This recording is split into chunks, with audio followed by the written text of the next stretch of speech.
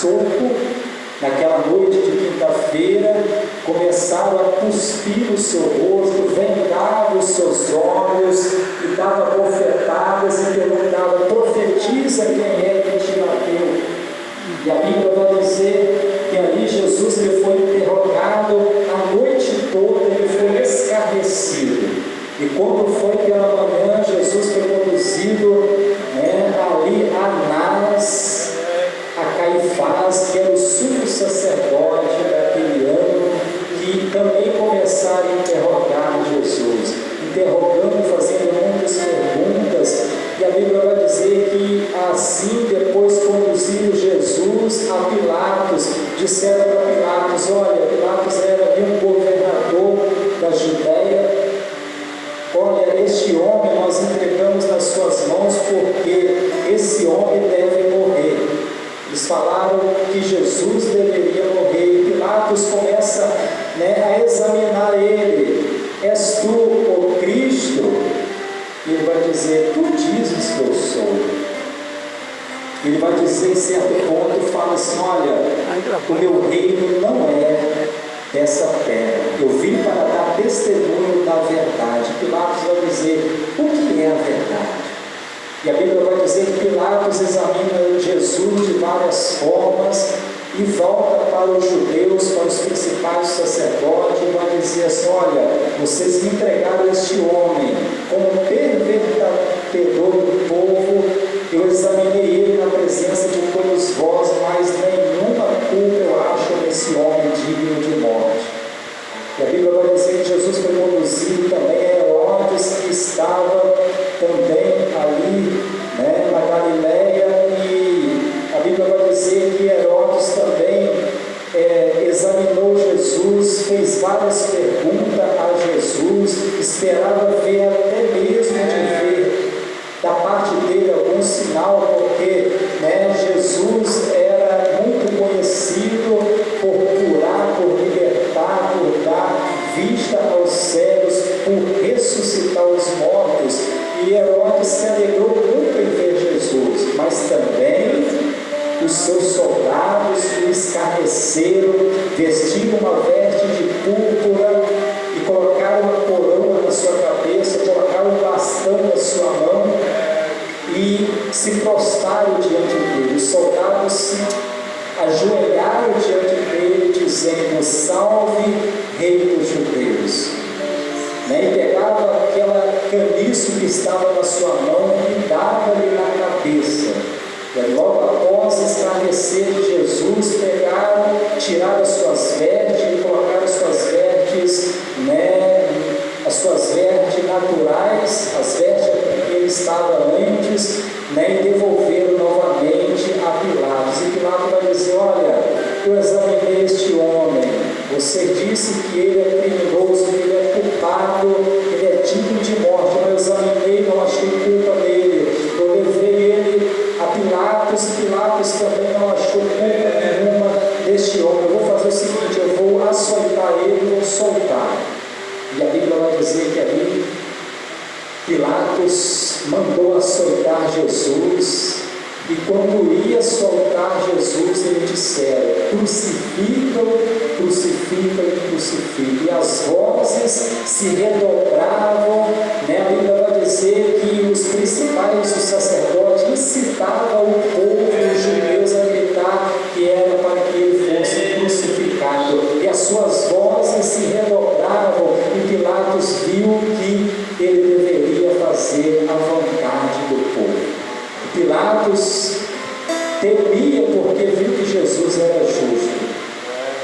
Pediu uma bacia com água, lavou as mãos, dizendo: olha, eu estou limpo do sangue deste justo. E eles disseram: que o sangue dele caia sobre nós e sobre os nossos filhos. Os judeus disseram isso. E a Bíblia vai dizer que ali Pilatos entregou Jesus para ser crucificado. E quando chegou ao lugar chamado a Caveira, ali o crucificaram. E a Bíblia vai dizer que penduraram também dois malfeitores, um à direita, outra à esquerda de Jesus. E Jesus, no versículo 34, capítulo 23, vai dizer: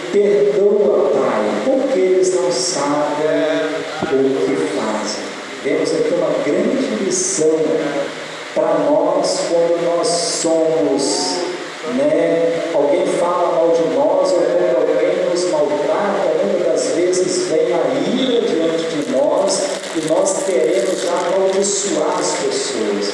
Vemos aqui que Jesus ele foi escarnecido, foi açoitado, foi cuspido, foi crucificado, pendurado no madeiro, com escravo nas suas mãos e nos seus pés. Ele vai dizer: Pai, perdoa-lhes, porque eles não sabem o que fazem. Jesus ainda intercede pelos transgressores.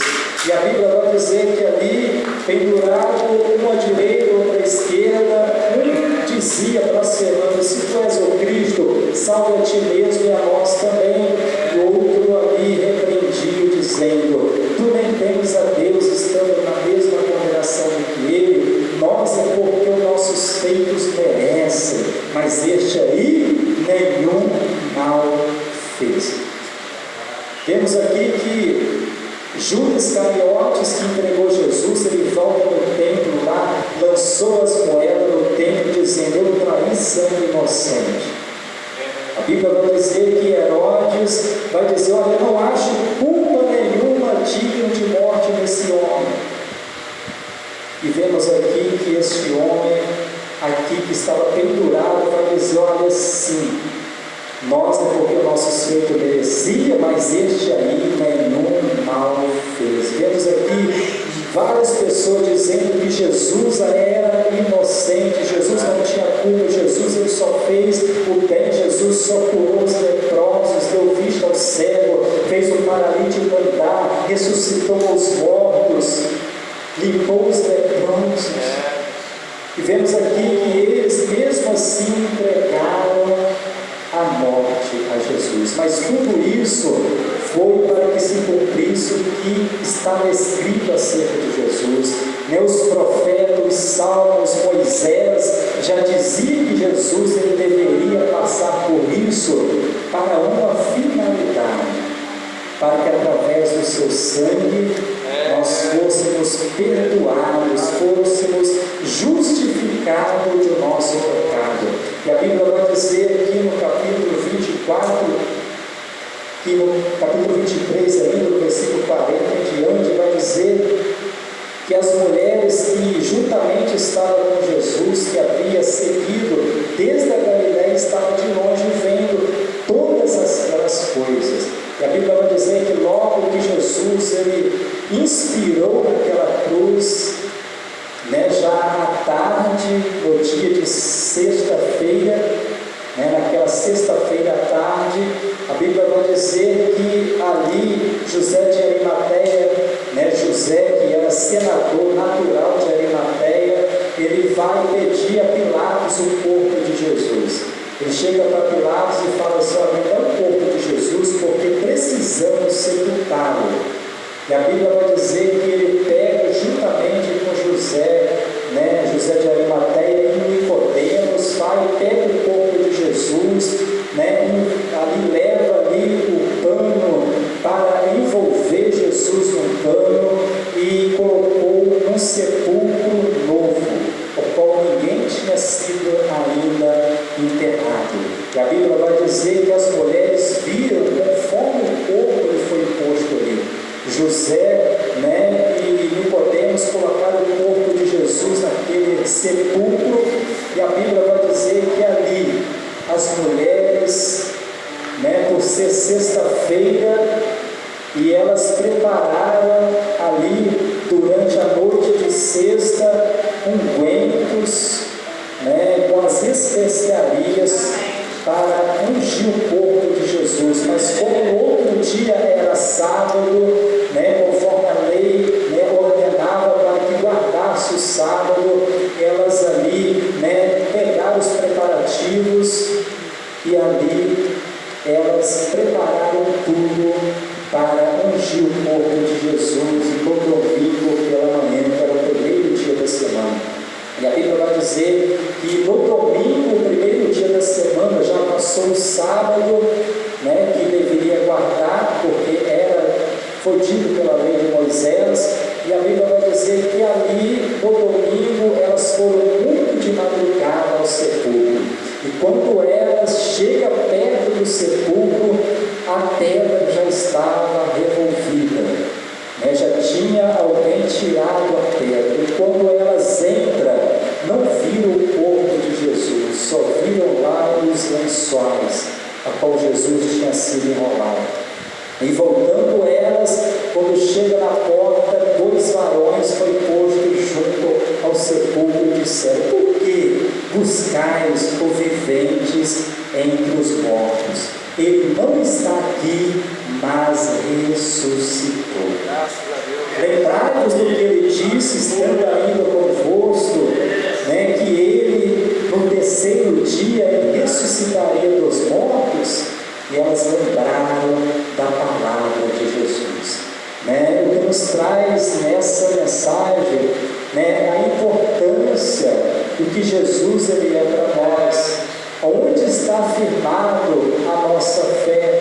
Porque a nossa fé não está firmada em alguém que morreu e continuou morto, não. Em alguém que morreu e venceu a morte, subiu ao céu, está sentado à direita do trono de Deus e intercede por nós, né? E o apóstolo Paulo aqui em 1 Coríntios capítulo 11, versículo 23 em diante, ele vai dizer que da forma que ele recebeu do Senhor, é o que também ele está nos ensinando. Que o Senhor Jesus, ele na noite que foi traído, ele tomou o pão, ele tendo dado graças, ou partiu e disse: tomai e comei, isto é o meu corpo que é partido por vós, fazei isto em memória de mim. O apóstolo Paulo ele ensina aquilo que Jesus ele fez na última ceia com o seu discípulo. O que ele recebeu do Senhor é o que também ele está nos ensinando. E vai dizer no versículo de número ainda 24 do capítulo 11 de 1 Coríntios: porque todas as vezes que comerdes este pão e beberdes este cálice, anunciais a morte do Senhor até que venha. Portanto, qualquer que comer este pão ou beber o cálice do Senhor indignamente será culpado do corpo e do sangue do Senhor. Examine-se, pois, o homem a si mesmo, e assim coma deste pão e beba deste cálice, porque o que come e bebe indignamente, come e bebe para sua própria condenação, não discernindo o corpo do Senhor. Vemos aqui que a responsabilidade, né, é de quem vai cear, porque a Bíblia vai dizer que Deus ele conhece e sonda o nosso coração, o nosso pensamento, ainda que não tem, né, tudo o Senhor conhece na nossa vida, Ele sonda o nosso coração e o nosso pensamento. Então, a responsabilidade de examinar não é minha, eu devo examinar o meu irmão, né? E nem meu irmão deve examinar, cada um examine-se a si mesmo, e assim coma deste pão e beba deste cálice, porque o que come e bebe dignamente, ele come e bebe para a sua própria condenação, não discernindo o corpo do Senhor. No versículo de número 30, por causa disso, entre vós, muitos fracos e doentes, e muitos que dormem, porque se nós nos julgássemos a nós mesmos, não seríamos julgados, mas quando somos julgados, somos repreendidos pelo Senhor, para não sermos condenados com o mundo. Portanto, meus irmãos, quando vos ajuntais para comer, esperai uns pelos outros. Vemos aqui que a ceia ela tem um significado muito importante para nós, que o pão ele é o corpo de Jesus Cristo, e o cálice representa o sangue de Jesus Cristo para a remissão do nosso pecado, né? Que nós possamos ficar, né, com essa palavra que está pedindo aqui, né? Nosso irmão evangelista Jorge Luiz vai aqui me ajudar, né, a celebrar a ceia, e pedir aqui também a nosso irmão Diácono Marcontônio, né, que vai